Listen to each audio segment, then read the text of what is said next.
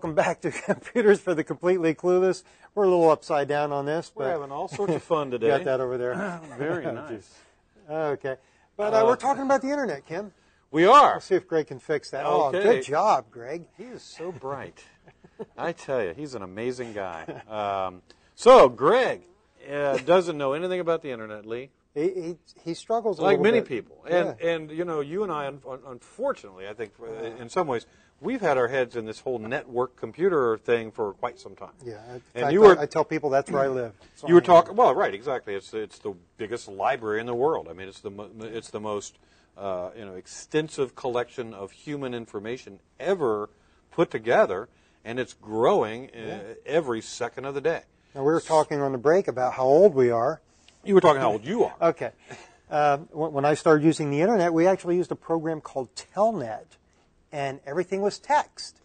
You had to use the tab key to bounce between things that would take you to another page that were called hypertext. Hypertext. Yeah, and that's really how it got its name, and that's basically the link. Hypertext was a special kind of text that let you do something. Right, and you clicked by tapping on the space bar. And then that lets you go see another page of text. Mm-hmm. And then you tap on the space, and then you go see more text. And what time frame are we talking about, Lee? We're talking really in the late 70s, early 80s. Right, into the 70s and 80s. Pretty much, it hadn't really progressed from 1969, when most people look at that as the beginning of the Internet, 1969.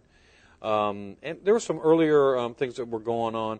But the Internet basically began as a way for researchers to work with information that they got from nuclear weapons testing. Right. In fact, the initial Internet was 4 servers spread around the country so that if we were attacked, we'd have something up and running that we could maintain. Right. So you had these networks. They had to come up with what they called protocols, a way for the computer in one location to know what kind of language the other computer was speaking, so that they could talk to each other. Yeah, I mean, prior to that, you had all these different ways and methods and so forth for doing that, and to be like having somebody trying to speak Spanish to one of our cameramen. They just don't have the capacity to understand much. Right. So you've got to develop protocols as a way that the computers can speak to each other. I see. Okay. Well, so, speaking of protocols, right here, we're on a web page here. Right at the top is what's called HTTP, and that's called Hypertext Transfer Protocol. And if you ever wondered, do I have to type in HTTP://? No, not really so much. The web browser will figure it out. Okay, so, Lee, why didn't people just stick with text then? I mean, we had an internet-connected network, and you could do 30 characters a minute. People weren't satisfied with that? No, it's amazing. When I think of the transition going from text to adding graphics to pictures, having a browser, right, bringing in sound, and now we've got full motion video, interactive sites, things that social you can networking, make and drag and drop, Web 2.0. Now, it's so amazing. I guess the internet has been around for a long time. Then I mean, in 1969 you were doing text, but has it really been around that long? What you're talking about with pictures and images and all that stuff. That began in what year? 1984. Yeah, 84. Right? When a program was developed called Mosaic by some guys at University of Illinois Champaign, I think I'm pronouncing that correctly. Yeah, I think, One of them actually lives almost due east of here, as far east as you can go, because he's got an oceanfront mansion now. One of these young graduate students who invented this program called Mosaic. And it was the first program that let you browse the network, look into the network, find stuff on the network. And it let us use pictures. That was nice. And then from there, protocols and the programming advanced. Now, we use what we call a web browser. All right? And tell me about web browsers. A web browser is simply a program. It's going to let you go to the internet, and it's like the thin piece of software that's between you and the internet. It's the interface that lets you go out there, click on the things you want to do, search for things. Right, and it performs some real fundamental functions. It has to go to the other computer, find the information that has been programmed for you to see, assemble all that, and then put it on the screen. That's what a browser does. Something now, we always like to look at. Computers come with browsers, right? Yeah. Well, yeah, everyone does today. Yeah, every computer comes with a browser. I'm going to come up here and show the source code because This is pretty cool. This is what the computer actually gets from the internet. Right. This is the code that tells the browser what should be shown on the screen. So you see things in there, all sorts of stuff, and you and I both used to teach web programming and still do a fair amount of that. So there's something called... all of that turns into this. That's what the browser does. Yeah. Right? So it's a graphical making life interface. easy. Take code, put it into a human-friendly face, and display it on screen. So computers come with browsers. Safari on the Apple. If you have a Macintosh, you get Safari as your standard browser. If you have a Windows computer, you get Internet Explorer as your standard browser. Are those the only browsers that you can use? Absolutely. No, that's not true, Lee. You're telling a fib. No, in fact, we're using a different browser now, something that you and I migrate to very quickly because it's an awesome browser.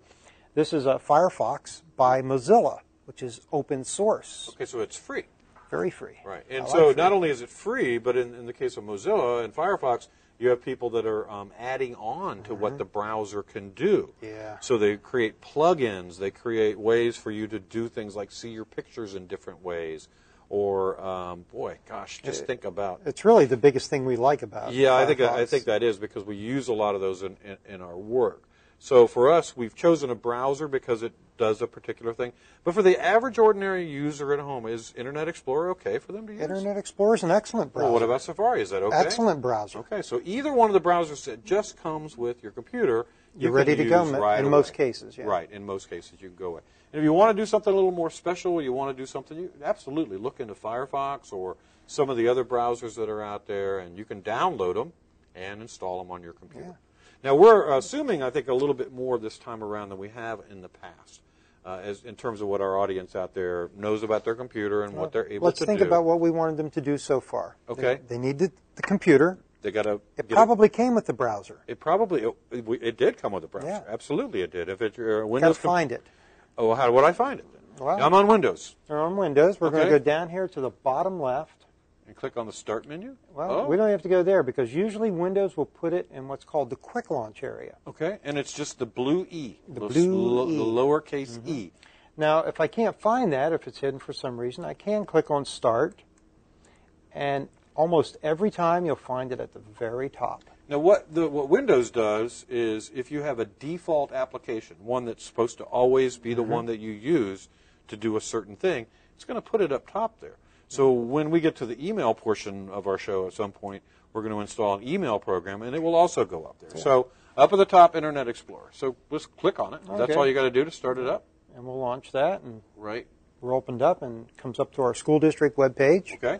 Because we're working in the school district. No problem. And that's all there is to it. You notice it put in a home page for us. We're going to be talking about some configuration things later. Right. And it starts out where you tell it to start. Now, let's begin with the basics. We talked before about how most programs have a menu bar that starts with the word File. Do we get that with Internet Explorer? Absolutely. We right do. Up in the corner there. Okay, so if you click on File, you're going to see some of the same options that we talked about with word processors. Yeah, it looks very similar. In fact, you can see that you can edit this with Microsoft Word. Not that that would be a choice I'd make.